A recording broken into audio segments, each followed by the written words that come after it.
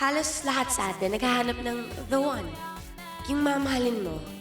Buti na lang ako, nakita ko na ang the one ko. May fiancé ka na, Alex? May nakatakda ng lalaki para dyan. Hindi pa siya pinapanganak, engaged na siya. Look ko, si tita. Mami na. You can marry her. Hindi yung baby na lang niya. I promise, I will marry you one day. MFSB ko siya. My fiancé since birth.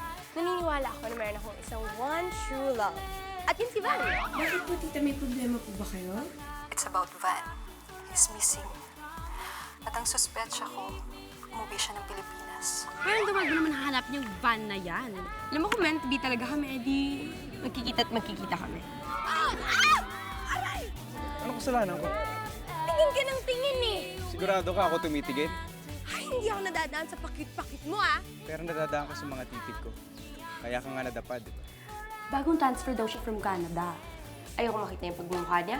Wala akong pakialam sa kanya. Anong ginagawa mo dito? Dito ako nagtatrabaho. Kids!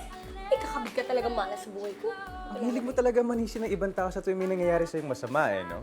Kailangan yung pagbayaran nito ni Vincent, yung mga damages na yun. Together, magtatrabaho kayo dito sa Ocean Adventure hanggang sa makabayad kayo ng buo. Makakasama ko pa ng matagal yung bokong na to.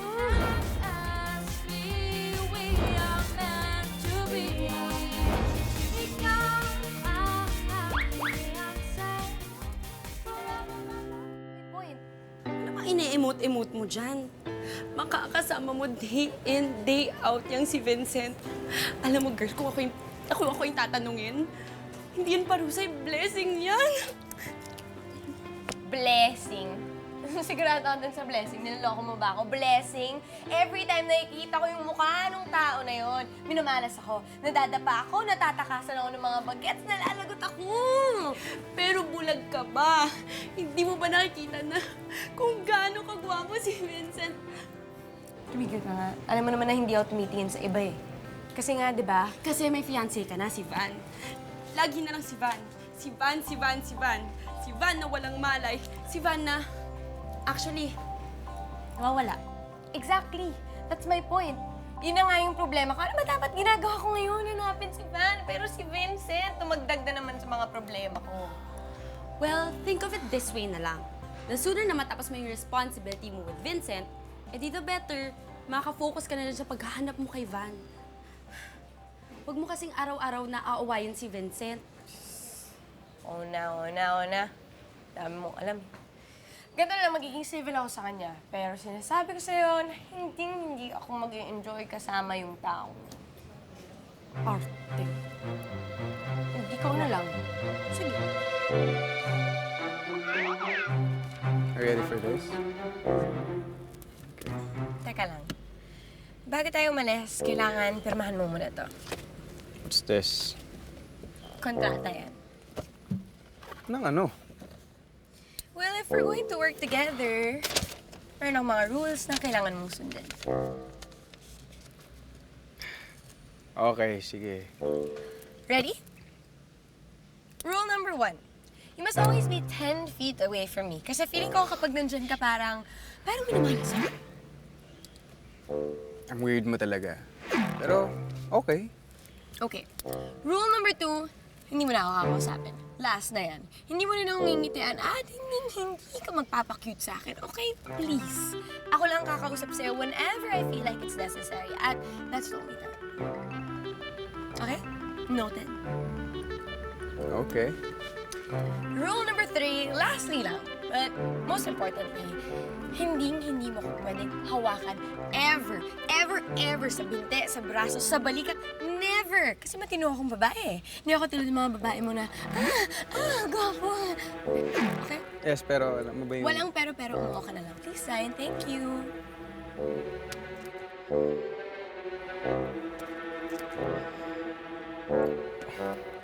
Okay. Oo. Okay.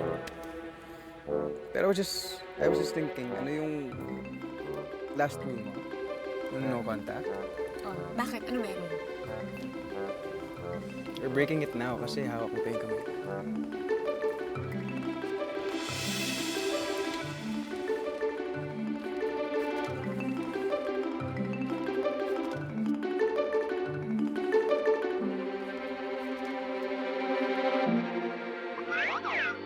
Ikaw ba ang itinadhana na sa aking makasama? Paghanap ay kulang pa ba sa aking future asawa? Nasaan ka ba, aking sinta? Naghihintay na ang iyong prinsesa. Bakit di makita? Ikaw ba'y darating pa? My fiancé since birth. NFSB, you are my one and only. NFSB, we are meant to be. Ikaw ang aking fiancé, forever my love will say. You're my fiancé since birth. Sa ating muling pagkikita, my heart jumped at ako'y natulala. Walang kaduda-duda, alam kong ikaw na nga. Now that I found you, I'll never let you go. Pangakong mo sa'kin forever, I promise mo, you'll leave me never. NFSB, you are my one and only. NFSB, we are meant to be. Ikaw ang aking fiancé, forever my love will say. You're my fiancé since birth.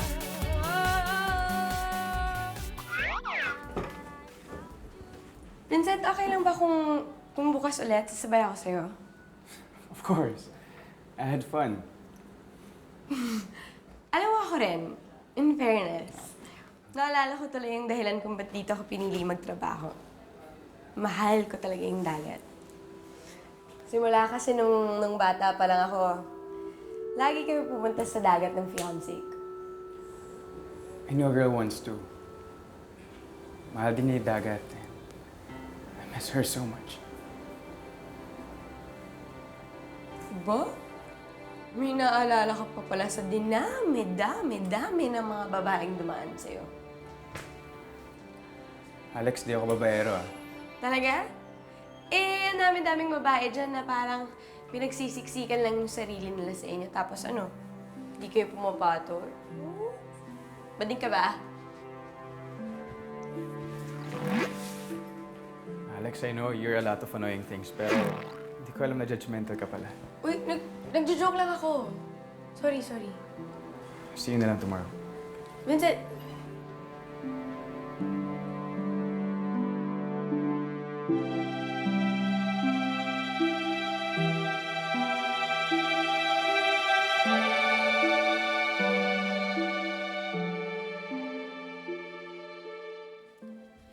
Hi, Ma. Hi, Busy po ba kayo? hindi naman. Naghahanap lang ng mga bagong recipe. Ma, sa tingin niyo po ba medyo judgmental at mapanlait ako sa mga boys? Bakit mo naman naitanong yan? Wala. Parang naisip ko lang minsan na medyo harsh na lang siguro ako magsalita sa kanila. Anak, hindi ko mo lumapit at nagpakilala sa'yo ang lalaki. Eh, magiging boyfriend mo na. Malay mo, gusto lang pala makipagkaibigan. At yang si Van, nung umalis siya, nung bata ka, hinayaan ko lang mag-isip ka na babalik pa siya. Ayoko kasing ma-disappoint ka. Pero ngayon, 18 ka na. Dapat, alam mo na kung ano ang sitwasyon nyo. Wala pa si Van. Siguro anak, panahon na para tanggapin natin na hindi talaga kayo ang para sa isa't isa.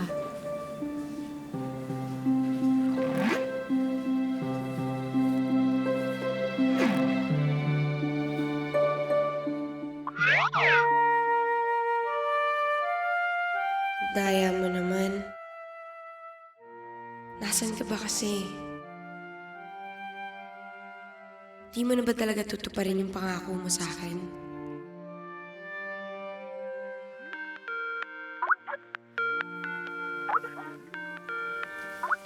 Hi, tita. Hi, Alex. Iha. Nandyan ba mami mo? Nasa baba po, tita. Tatawagin ko po. Hindi na, hindi na. Okay lang, baka maabala pa siya. Ikaw naman talagang pakay ko eh. It's about Van. Ano po yun, tita?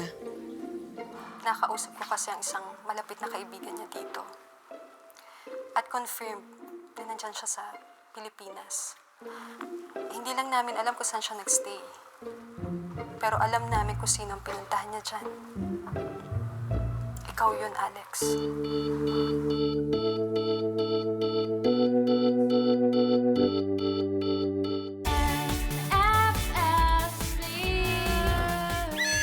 Oh my God, friend! This is it! Alam mo yung umuwi pa talaga ng Pilipinas si Van para niya tuparin yung promise niya sa'yo. Di mo sobrang romantic nung ganon. Pa?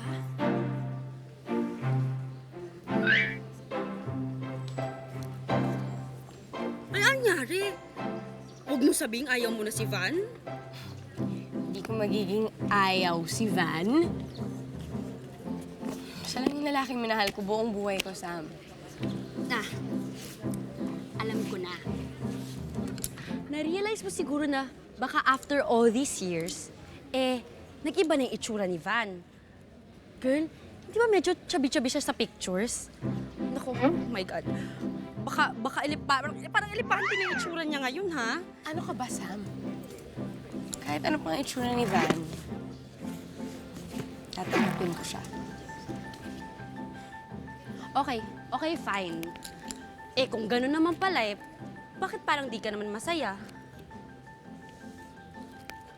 Kasi sa amin iniisip ko kung nandito si Van para sa akin. Bakit di ko siya mahanap? Bakit di siya nagpapakita sa akin? Bakit? Hindi ko alam kung saan ko siya hanapin eh. Asan siya?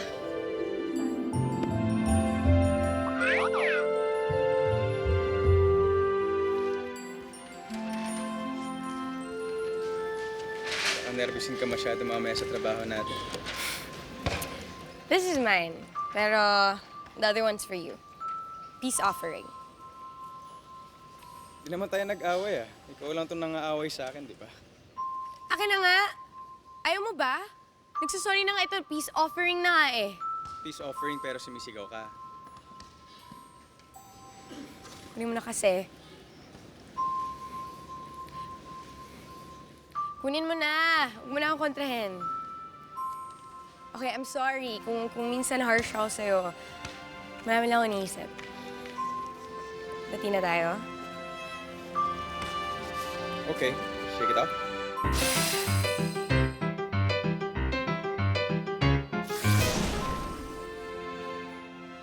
No.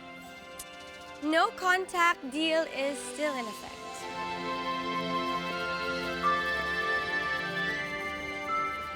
Malinaw?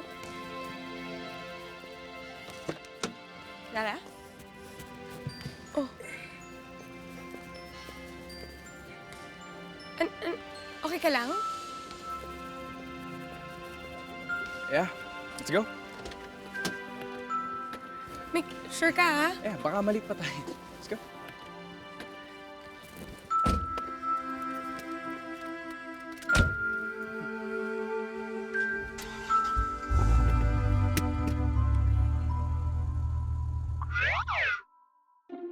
Bibig, ano? Ganito ba kalamig sa Canada? I don't know. Di ba sabi mo, taga dun ka? I mean, yeah. Sometimes kasi pag masyado malamig, pumunta kami sa mainit na lugar. So, we really wouldn't know how cold it gets. But sometimes we go to California. Oy, California? Yeah. Taga dun si Van.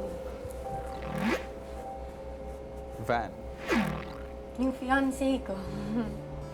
Alam mo, nung nasa dyan pa lang ako ng mami ko, nag-propose na yun sa akin.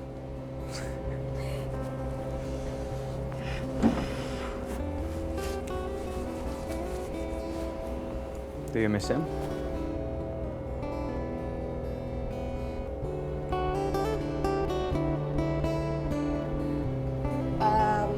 Tara. May klase pa ako eh. Okay. Lamig. Let's go.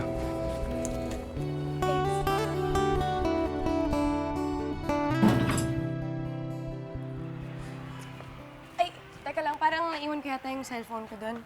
Sa loob. Kukunin ko muna. Samahan na kita. Nina, ako na lang. No. I'll go with you. Sure ka? Yeah. O, sige, sige.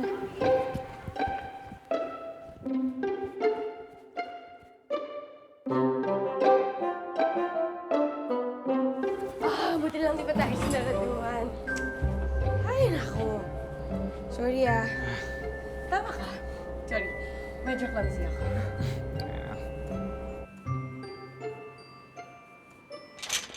Ano eh? No. Hey! Sandali lang! May tao pa dito! Kuya! Hello? Ate! Mabukas po!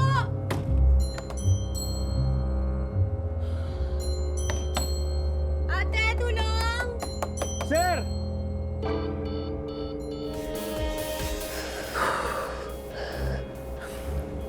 How long has it been? 45 minutes na eh. Wala ka pa rin bang signal? Happy. Lamig. Sobrang lamig.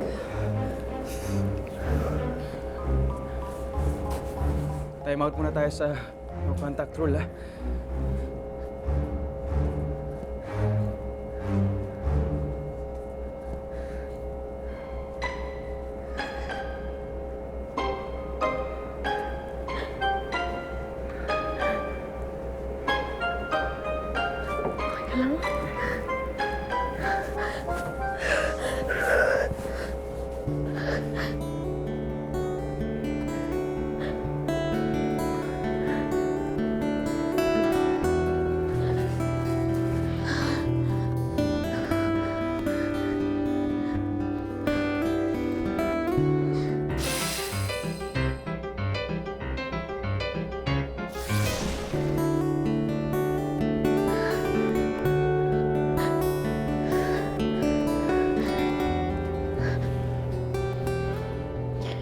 Paano makakaalam na nandito tayo hanggang bukas sa umaga? Baka nga too late pa nga if Don't say that. Makakalabas tayo dito, okay? Meron ka bang kailangan gawin? Kailangan gawin. Meron. Hanapin si Van.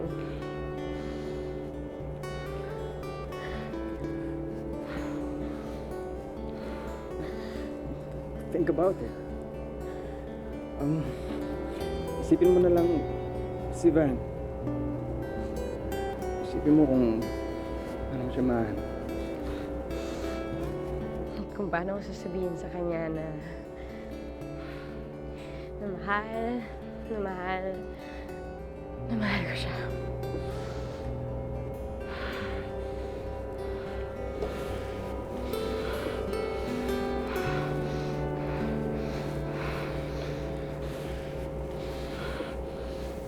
Sorry ah. Hindi dahil sa cellphone ko at sana.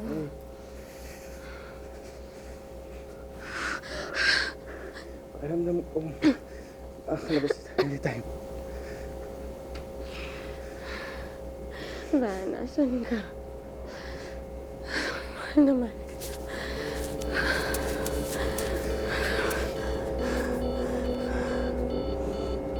Ikaw ba ang itinadhana na sa akin nakasama?